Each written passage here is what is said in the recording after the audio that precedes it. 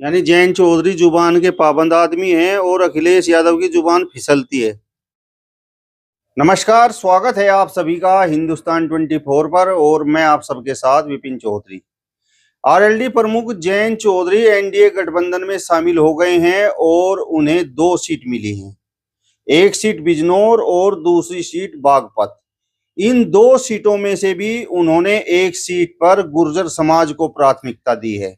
अब जिस प्रकार का निर्णय जयंत चौधरी ने लिया है और ये जो आगामी लोकसभा चुनाव है, तो क्या गुर्जर समाज कुछ आरएलडी का रुख करेगा? आरएलडी का रुख करने का तात्पर्य ये है कि गुर्जर समाज की प्राथमिकता पर आज के समय में भारतीय जनता पार्टी है या फिर समाजवादी पार्टी है और कुछ गुर्जर बहुजन समाज पार्टी से भी जुड़े हुए हैं। लेकिन जयंत चौधरी गुर्जर समाज को लगातार सम्मान दे रहे हैं, इसके बावजूद गुर्जर समाज उनका रुख नहीं कर पा रहा है। इसके पीछे भी जो कारण है वो भी आज निकलकर सामने आएगा। बातचीत करने के लिए आज हमारे साथ अखिल भारतीय वीर गुर्जर महासभा के प्रदेश अध्यक्ष राहुल गुर्जर जी मौजूद हैं। राहुल जी, बहुत बहुत स्वागत है आपका हिंदुस्तान 24 पर। धन्यवाद विपिन जी, आपका और आपकी पूरी टीम का स्वागत है। जयंत चौधरी ने एक बार फिर से गुर्जर समाज को सम्मान दिया है, तो गुर्जर समाज में किस प्रकार का माहौल है? चंदन चौहान को टिकट थमा दिया है। पहले तो मैं जो लोकदल के अध्यक्ष हैं आदरणीय जयंत चौधरी जी, उनका धन्यवाद अदा करना चाहूंगा अपनी तरफ से और पूरे समाज की तरफ से। उन्होंने जो विश्वास ये गुर्जर समाज पर जताया है, इसके लिए उनका बहुत बहुत धन्यवाद।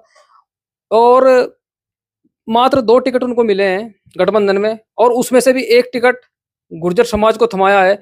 तो ये भी उन्होंने गुर्जर समाज पे एक तरह से बहुत बड़ा एहसान किया है, क्योंकि 2 में से 1 टिकट देना समाज को, किसी भी समाज को, वो उनके लिए बहुत बढ़िया और काबिले तारीफ है और मैं उनके लिए उसका धन्यवाद अदा करना चाहूंगा और समाज से भी अपील करना चाहूंगा कि आप भी उनका जो एहसान है वो उतारने का काम करें।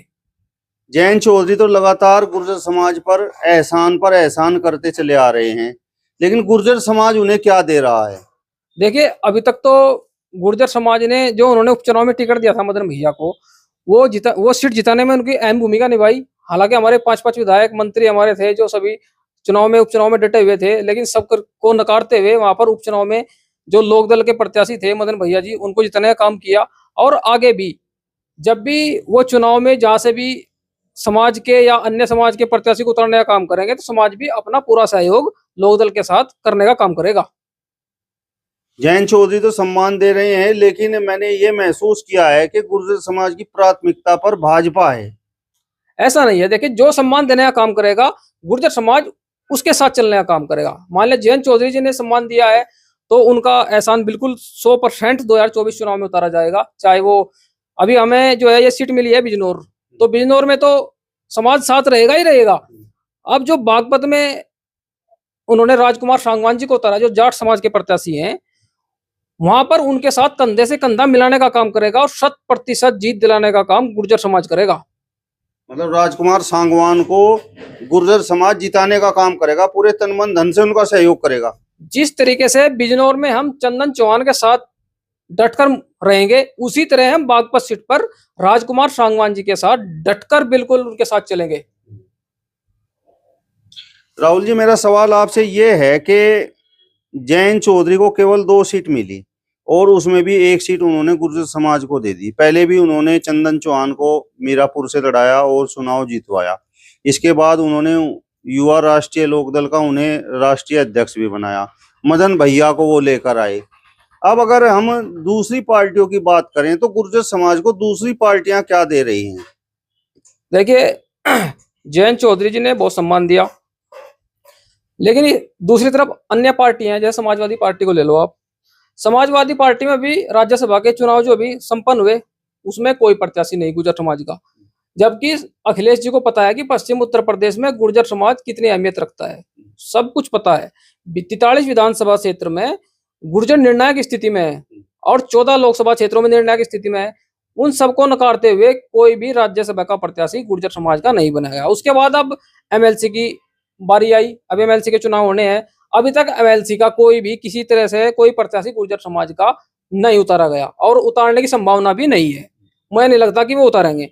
और रही बात इस अभी जो और चुनाव है, संगठन है, संगठन में मात्र एक राष्ट्रीय महासचिव का पद हमें मिला है गुर्जर समाज को, 1 या 2 राष्ट्रीय महासचिव हैं। तो उससे पहले कुछ ऐसा कोई खास समाजवादी पार्टी ने सम्मान पहले दिया होगा, पहले जब सत्ता थी, जब उनकी सरकार थी उस टाइम पे दिया होगा, लेकिन अब तो कुछ नहीं है, अब देना चाहिए था ना।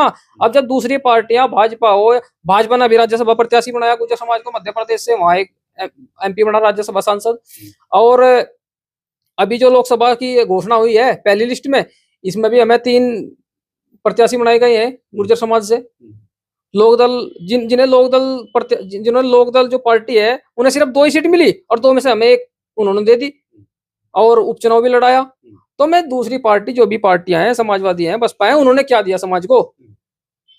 क्योंकि जो अभी चल रहा है हम तो उसकी बात करेंगे, पीछे जो है उसको छोड़ दीजिए, बात अभी की करेंगे, जो प्रेजेंट में क्या चल रहा है। प्रेजेंट में हमें कोई किसी तरह का, और आप क्या समाजवादी पार्टी के लोग क्या सोचते हैं कि ऐसे आप चुनाव जीत जाओगे? आप एक समाज को दरकिनार करके, पश्चिमी उत्तर प्रदेश में इतना बड़ा समाज है, आप उसको दरकिनार करके आप चुनाव जीत लेंगे? एक भी सीट जीत के दिखा दो आप पश्चिमी उत्तर प्रदेश में, बिना गुजरोगे एक भी सीट। किसी कैराना सीट पर कहा जा रहा है कि इकरा हसन जो गुर्जर समाज से है वो बड़ी जबरदस्त फाइट करेंगे। फाइट करना अलग चीज है, आप जो है समाज को मान लिया आप हमारे अभी जो समाजवादी पार्टी में 2-3 लोग बड़े हैं जो हमारे समाज की तरफ से, जैसे बड़े चौधरी साहब, चौधरी रुद्रसेन जी हैं, उनको MLC बनाना चाहिए था, राज्यसभा बनाना चाहिए था, तो तभी तो समाज की वोट लेते। वो समाज में घूमते और समाज को कहते कि आप समाजवादी पार्टी को वोट कीजिए। तो जब हमें कुछ मिला ही नहीं तो हम उनसे किस मुंह से उन लोगों को वोट देते हैं? ये परिवार तो समाजवादी पार्टी का बड़ा वफादार परिवार है, और जिस समय से 2017 में समाजवादी पार्टी की हार हुई उसके बाद से लगातार समाजवादी पार्टी में डटा है। आप ये भी देख रहे होंगे पश्चिमी उत्तर प्रदेश में जितने भी गुर्जर समाज के कद्दावर नेता थे वो सब पार्टी छोड़कर भारतीय जनता पार्टी में या किसी अन्य दल में शामिल हो गए हैं। लेकिन केवल अखिलेश यादव के पास केवल यही एक परिवार है जो लगातार इनके साथ बना हुआ है, वफादारी निभा रहा है। तो गुर्जर समाज के लोगों को अखिलेश यादव से क्या उम्मीद थी? मतलब राज्यसभा की उम्मीद थी, या फिर MLC की उम्मीद थी, या फिर टिकट की उम्मीद थी? क्या उम्मीद थी? देखिए, टिकट की भी उम्मीद थी, राज्यसभा की भी उम्मीद थी, और MLC की भी उम्मीद थी, लेकिन तीनों नकार दिए गए। हमें तो टिकट की भी अभी कोई आस नहीं लग रही, हालांकि उनकी भी प्रत्याशी घोषणा तो नहीं हुई, लेकिन कैराना में तो हो चुकी है, मतलब और कई सीटों पर हो चुकी है, उधर भी हो चुकी है। तो कहीं ना कहीं से तो कोई प्रत्याशी होता, अभी तक तो कोई प्रत्याशी है नहीं, बताइए कौन है? तो जो लोग वफादारी कर रहे हैं उनको वफादारी का नाम क्या मिला? इकरा हसन है, तो इकरा हसन एकमात्र प्रत्याशी है, जबकि इनको तो पहले कहा गया था, जब ये लगातार इन्होंने उपचुनाव में ये लड़े, चौधरी रुद्रसेन सेन जी, उसके बाद 17 में लड़े, 22 में लड़े, और लगातार फिर भी साथ चल रहे हैं। अगर आपके बुरे वक्त में कोई इंसान साथ देता है तो उसका भी साथ देना चाहिए, लेकिन मतलब हार है इसके बावजूद वो चुनाव लड़ रहे हैं। हार के बावजूद भी चुनाव लड़ रहे हैं और लगातार डटे हुए हैं, फील्ड में लगातार घूम रहे हैं और पार्टी का प्रचार भी कर रहे हैं, लेकिन किसी तरह का कोई सम्मान नहीं। उनको MLC बनना चाहिए था, चाहिए तो राज्यसभा, लेकिन MLC तो चाहिए थी, लेकिन कोई किसी तरह का सम्मान नहीं।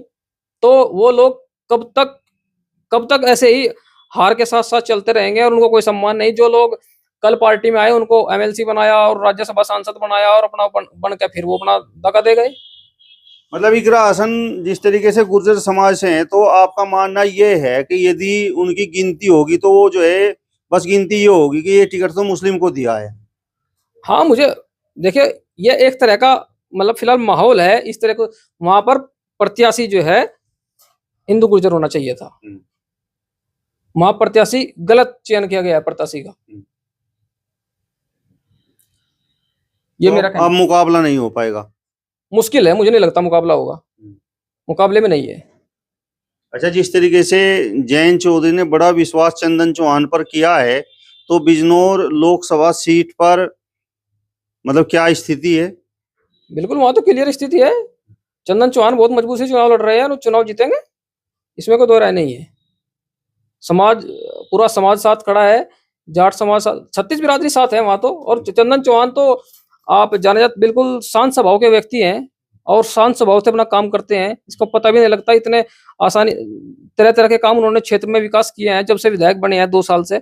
और बहुत ही युवा हैं, कर्मठ हैं, ईमानदार हैं और युवा राष्ट्रीय लोकदल के अध्यक्ष, इसलिए उन्होंने जयंत चौधरी ने उनको बनाया था।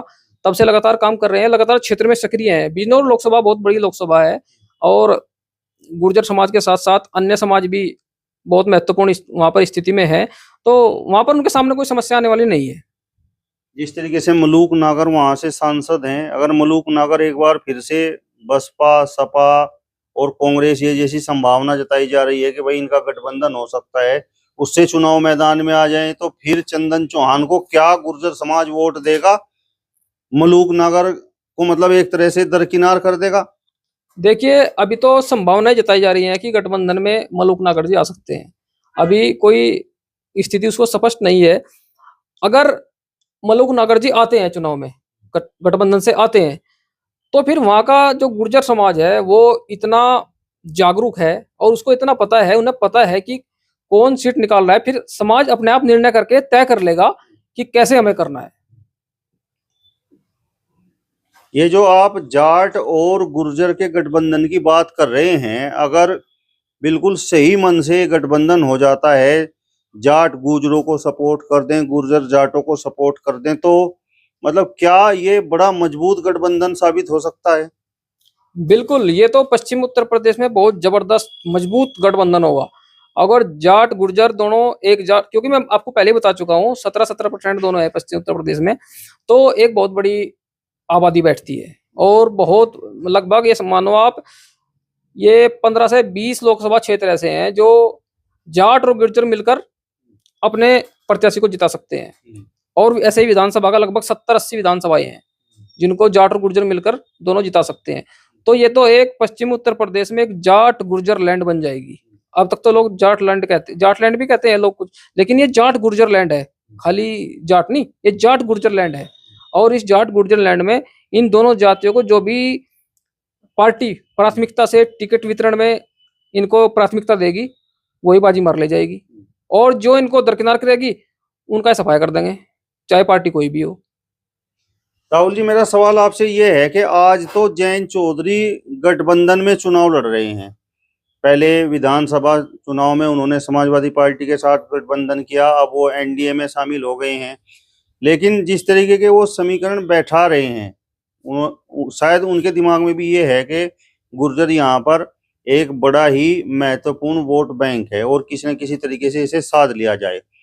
अगर वो अकेले चुनाव लड़ते हैं, आने वाले समय में, आने वाले वर्षों में वो अकेले अपने दम पर आरएलडी चुनाव लड़ती है, तो क्या फिर गुर्जर समाज के दिमाग में ये बात आएगी कि नहीं, हम तो राष्ट्रवादी हैं, हम तो भाजपा के पक्ष में जाएंगे, या फिर उस समय सपा ने हमें बड़ा सम्मान दिया था, या फिर बसपा ने अपने समय में बड़ा सम्मान जो है गुर्जर समाज को दिया, तो ये कहीं ना कहीं बात दिमाग में आएगी क्या? नहीं नहीं, ऐसा ऐसा नहीं है। आपको पता है विपिन जी, गुर्जर समाज बहुत स्वाभिमानी समाज है और बहुत ही देशभक्त समाज रहा है। और बात राष्ट्रवादी करूँ, राष्ट्रवादी तो हम हैं, राष्ट्रवादी तो आप भी हैं, सभी राष्ट्रवादी हैं।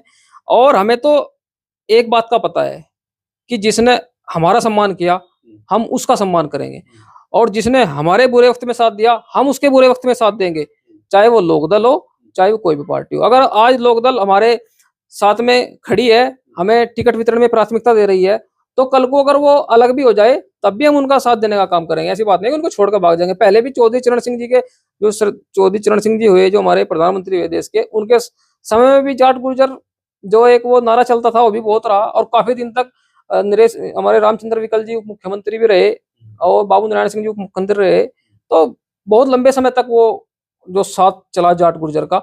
और ये हमारे जो ये जयंत चौधरी जी हैं, इन्होंने एक फिर शुरुआत की है, और भगवान ने चाहे, ईश्वर ने चाहे, लंबे समय तक जो है साथ चलता रहेगा, और आगे भी इनका काम, हम इनका साथ देने का काम जरूर करेंगे।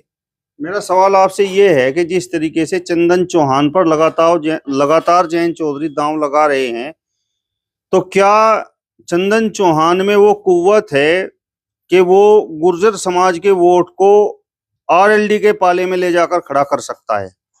बिल्कुल कुव्वत है, युवा हैं और काफी दिन से राजनीति में सक्रिय हैं। अपने पिताजी के, उनके पिताजी स्वर्गीय संजय सिंह चौहान जी थे, वो भी बहुत सक्रिय थे समाज में, उनका भी बहुत बड़ा नाम था, और उन्होंने भी 2009 में लोकसभा का चुनाव जीता था। उसके बाद से लगातार चंदन चौहान जी मेहनत कर रहे हैं। थोड़ी सी उम्र उनकी, इतनी ज्यादा उम्र नहीं है, लगभग थोड़ी उनकी उम्र है और तब से ही लगातार वो क्षेत्र में काम कर रहे हैं। और खाली वो मुजफ्फरनगर क्षेत्र में ही नहीं, बिजनौर, सहारनपुर और आपका शामली, इधर बागपत पूरे क्षेत्र में घूमते हैं। और अभी हालांकि उनको राजनीति का इतना लंबा अनुभव तो नहीं, क्योंकि अभी 2 साल से ही विधायक चुने गए हैं प्रथम बार। तो अब धीरे धीरे वो चलेंगे, अब सांसद बनेंगे, सेंटर की राजनीति करेंगे। उसके बाद सेंटर में राजनीति में जाने के बाद उनका जो समाज में जो स्थान है वो और बड़ा हो जाएगा। और तब वो सब लोगों को, क्योंकि सांसद जो है सेंटर में जाता है, वहां संसद में बैठता है, वहां से काम होते हैं लोगों के, योजनाएं वहां से आती हैं, बड़ी बड़ी जो सेंटर की योजनाएं आती हैं। और जो भी और काम है लोगों के काम कराएंगे, गुर्जर समाज के साथ साथ सभी लोगों के काम कराएंगे। और जब काम कराएंगे तो समाज में विश्वास बढ़ेगा। और जब किसी भी जगह, किसी भी जिले में जाएंगे तो गुर्जर समाज के वोट बैंक को अपनी तरफ मोड़ने का काम करेंगे, यानी कि लोकदल की तरफ मोड़ने का काम करेंगे। और अगर समाज को लगा कि अच्छा काम कर रहे हैं तो समाज उनके साथ चलने का काम करेगा। यानी ये जो जाट और गुर्जर का जो फार्मूला तैयार हो रहा है, आपके हिसाब से आने वाले समय में ये सुपर हिट साबित होगा? बिल्कुल सुपर हिट साबित होगा आने वाले समय में, ऐसी बात नहीं है। जिस तरीके से ये इस चीज को लेकर के चले हैं चंदन, ये जयंत चौधरी जी, तो आने वाले समय में बहुत हिट फार्मूला होने वाला है। हालांकि फॉर्मूला तो हिट हो ही चुका है, ये तो आपने उपचुनाव में देख ही लिया कितना हिट हो चुका है। अब ये लोकसभा चुनाव आ चुका है, इसमें आप और देख लेंगे, हिट तो होना ही है, इसमें कोई बड़ी बात नहीं है। सभी को पता था कि अगर जाट गुर्जर का कॉम्बिनेशन हो गया तो ये बहुत ही बिल्कुल सुपर हिट होने वाला है। अखिलेश के प्रति आप लोगों की अब नाराजगी है? नाराजगी तो रहेगी, नाराजगी क्यों नहीं रहेगी? जब आप एक समाज को दरकिनार करने का काम कर रहे हैं, आप उनको ना तो राज्यसभा में कोई हमें प्रत्याशी बनाया गया, ना एमएलसी बनाया गया, ना हमें कोई इस तरह से कोई टिकट वितरण में कोई अभी तक सामने देखने को नहीं आई है कि जो स्थिति हमारी अच्छी हो, जिसको देखते हुए पश्चिम उत्तर प्रदेश में गुर्जरों की क्या स्थिति है, उसको देखते हुए हमें कम से कम और कुछ भी ना करते, राज्यसभा में एक प्रत्याशी जरूर बनाना चाहिए था समाज के व्यक्ति को, उसका मैसेज जाता। क्योंकि राज्यसभा और विधान परिषद ये 2 बड़ी चीजें हैं भाई। अगर कोई विधानसभा लड़ता है या लोकसभा लड़ता है, वो तो कुछ तो अपना उसका भी वोट बैंक होता है, वो तो जनता ही चुन के आता है। लेकिन इसमें तो राज्यसभा में और एमएलसी में तो पार्टी का विधायक और विधायकगण वोट करते हैं, तो ये तो उनको बनाना चाहिए था। तो अब तो नाराजगी है अखिलेश यादव जी से। जिस तरीके से चौधरी रुद्रसेन को एमएलसी का आश्वासन दिया गया था और ये भी कहा जा रहा था कि कैराना लोकसभा से टिकट भी उनके भाई चौधरी इंद्रसेन को दिया जाएगा, लेकिन न टिकट मिला न एमएलसी बनाया गया। तो पश्चिम उत्तर प्रदेश का बड़ा मजबूत राजनीतिक परिवार है, चौधरी यशपाल सिंह जी का बहुत बड़ा नाम हुआ। और लोग तो ये कहते हैं कि गुर्जर समाज को राजनीतिक रूप से जागृत भी चौधरी यशपाल सिंह जी ने किया। तो क्या ये टीस गुर्जर समाज के मन में है? बिल्कुल टीस है। जब आप एक परिवार लगातार आपके हारने के बाद आपके साथ खड़ा है और लगातार जो आप उनको जिम्मेदारी देते रहे हैं, उस जिम्मेदारी को खरा उतरने का काम कर रहे हैं, और फिर आप उनको आश्वासन दे रहे हैं कि इस बार नहीं तो इस बार, इस बार नहीं तो इस बार, तो आखिर कब तक वो लोग आपके इन मतलब जो आपने उनके प्रति काम करने की भावना को दिखाया है और आप उस पर खरा नहीं उतर रहे हैं, तो फिर वो क्या सोचेंगे और क्या समाज में संदेश जाएगा? समाज तो पूरा बिल्कुल बहुत ज्यादा नाराज है। समाज दिखा नहीं रहा, लेकिन समाज में अंदर से नाराजगी है। वो तो जब वोटिंग होगी, जब चुनाव होगा, आप उसके बाद देखना। यानी जयंत चौधरी जुबान के पाबंद आदमी हैं और अखिलेश यादव की जुबान फिसलती है। इस स्थिति को देखकर ऐसे लग रहा है कि उन्होंने जो वायदा किया वो वायदा पूरा नहीं किया गुर्जरों के साथ। और जयंत चौधरी जी ने मतलब खुल के वादा नहीं दिखाया, वो अंदर ही अंदर उन्होंने जो वादा किया होगा समाज से, वो उन्होंने पूरा करके दिखाया। चलिए, तो अखिल भारतीय वीर गुर्जर महासभा के प्रदेश अध्यक्ष राहुल गुर्जर जी को आपने सुना। फिलहाल इस वीडियो में बस इतना ही। अगली वीडियो में फिर आपसे मुलाकात होगी, तब तक बने रहिए हिंदुस्तान 24 के साथ। नमस्कार।